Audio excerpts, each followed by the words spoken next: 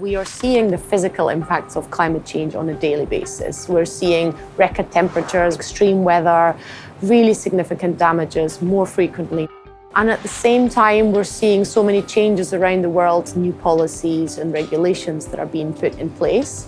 Customer demands shifting, not just for greener and low carbon energy and products, but also when we think about the emissions of agriculture and food towards more plant-based eating. And investors need to respond to that, and they need to understand what financial impact those changes could have on their investment portfolios. Quite often, climate change, we think about risk, and the physical impacts clearly highlight a lot of the risks that are there. But the energy transition provides us a huge amount of opportunity. For us as investors, we actually have a very big role to play in making that energy transition happen with our decisions on where capital is invested.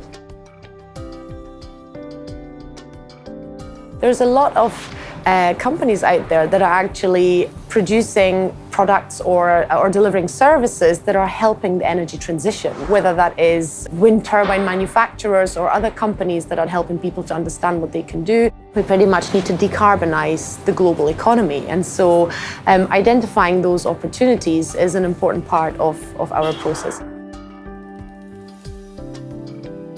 On the risk side, there's a lot of things that are happening, such as increasing carbon prices or regulation that are putting additional costs on economies and companies. What we need to do as a first step is a carbon footprint on the company and on our portfolios to understand the operational emissions, but also the emissions related to the company's products, for example, for oil companies or auto manufacturers. And so carbon footprint would be a first basic step, but that is backward looking. So it's not telling us the whole story. It needs to be complemented with what the company is doing today to transition. And investors need to research these risks and opportunities to understand what that financial impact will be.